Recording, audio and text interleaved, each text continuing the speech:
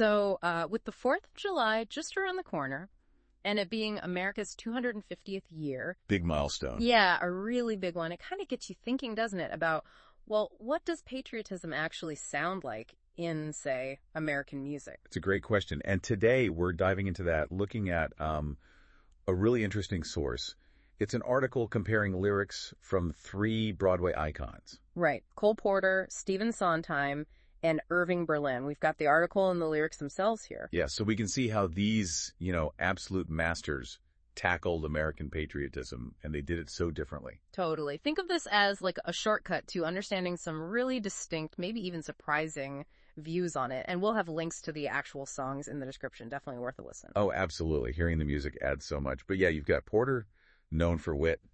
Sondheim, more cerebral, complex. And Berlin, just pure heart, often. It's quite the lineup. Okay, so let's kick off with Cole Porter. I still love the red, white, and blue. Yeah, and Porter, patriotic anthems aren't really his brand, are they? He's more sophisticated, maybe a bit cynical sometimes. Exactly. That's what makes the song, as our source points out, so, interesting. It mixes that satire with something that feels like genuine affection. It really does. The article nails that, I think. He uses his trademark wit, but it's not just making fun. There's warmth there, too. And the opening, it just throws you right in, this Bolshevik meeting. Yeah. And in walks this American woman interrupting everything. And she is specifically a pure American girl of 37. That detail, it's so Porter. It makes it feel less like some grand statement and more like, I don't know, a slightly eccentric, very specific person crashing the party. Right. It kind of grounds the whole weird scenario. Makes it funnier, but maybe more real somehow. Yeah. Then you hit that first refrain, I still love the red, white, and blue. You may think that I'm funny, but I do.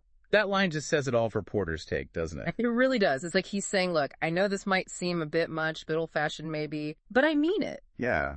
He acknowledges the potential absurdity, but sticks to the feeling. And it makes the declaration feel, I don't know, earned somehow, less like just rah-rah flag waving. Totally. And then the list of figures he mentions, wow, it goes from George Washington to Amos and Andy. It's quite the mix. What'd you make of that? It's not your standard roll call of heroes. No. And our source suggests it kind of blurs the lines, right, between history, pop culture. It's like he's saying all of this makes up America. Yeah, the serious stuff and the entertainment. Mm-hmm. It's a very broad tent view of American identity, maybe. With that classic Porter wink, of course. Always the wink. It's not just straight reverence. And then the second refrain, it doubles down. He lists like cyclones, earthquakes, big dramatic things, right alongside Lucky's and Chesterfields, cigarettes, and even men I've been married to. That juxtaposition is brilliant. Huge natural disasters, everyday brands, and personal romantic failures all kind of lumped together. What does that do, putting them all side by side like that? Well, I think it suggests a love for the country that's resilient. Yeah.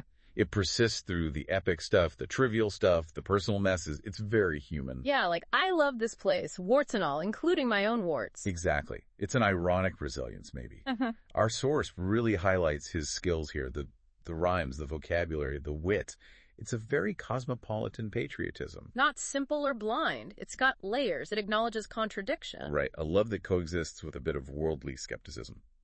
Very Porter. Okay, let's shift gears. Stephen Sondheim. The flag song. Sondheim. And this song, written for assassins, often gets cut, doesn't it? Yeah, which is too bad because, as our source describes, it's such a different beast.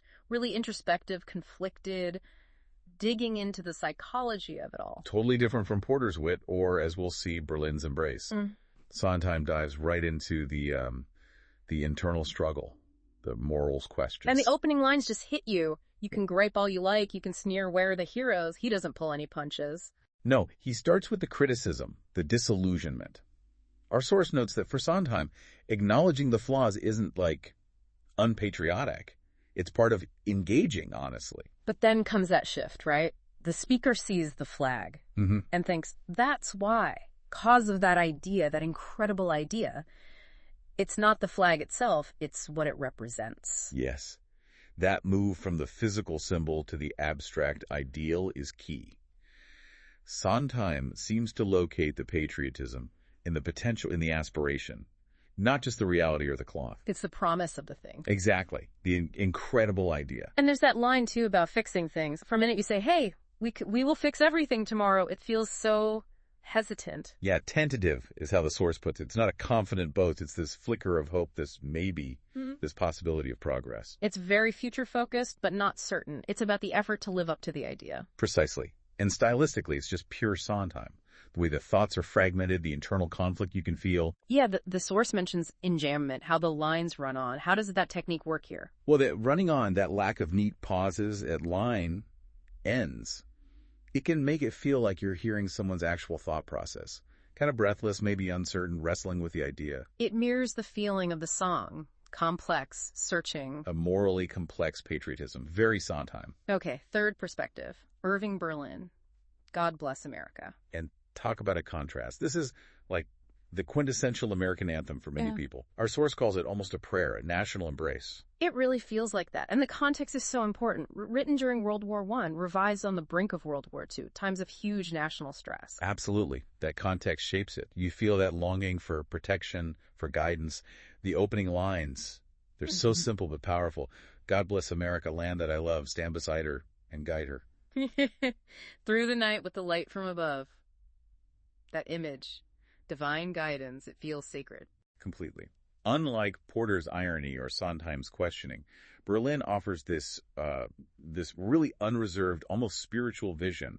America as this cherished, protected place. And the geography he paints. From the mountains to the prairies to the oceans, white with foam. It's just vast and beautiful. It evokes this huge sense of scale, but also unity.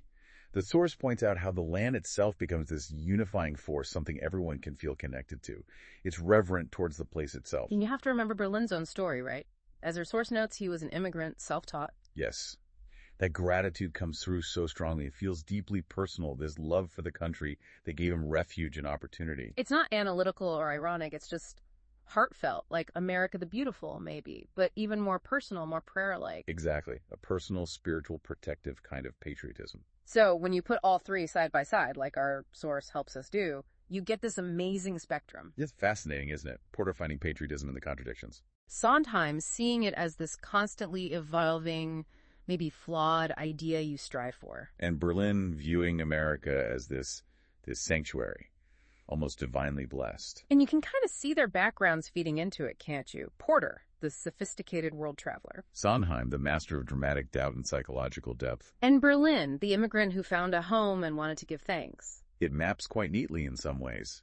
And thinking about the eras, too. Yeah, good point. Porter in that kind of jaded but still attached period between the wars. Berlin writing for wartime unity and comfort. And Sondheim later reflecting a more, I guess, critical post-Vietnam sensibility, maybe? They really do capture different moments, different ways of relating to the nation. Berlin gives you that core affirmation. Porter gives you the witty engagement, acknowledging the complexities. And Sondheim gives you the deep, sometimes uncomfortable questioning. So yeah, like our source concludes, they're all declarations of love, in a way, just expressed so differently, ironically, analytically, reverently. Which really leaves a thought for you listening, doesn't it? As we head towards this 250th anniversary, is one of these ways of feeling patriotic more, valid than another? Or what does it say about America itself that it can inspire such different kinds of devotion, such different songs? Yeah, what does that diversity tell us about American identity? Definitely something to chew on. Absolutely. Well, thanks for going on this deep dive with us today, looking at how these amazing Broadway writers tackled patriotism. It was fascinating. And seriously, check out those links in the description. Here are the songs. Yeah, hearing Porter's wit, Sondheim's intensity, Berlin's warmth. Yeah. It adds a whole other layer. And maybe think about other songs, too. What patriotic music resonates with you and why? How does it express that connection? Good prompt. It's a conversation that keeps evolving, right? What America means, how we feel about it. And these songwriters gave us some really valuable and varied perspectives.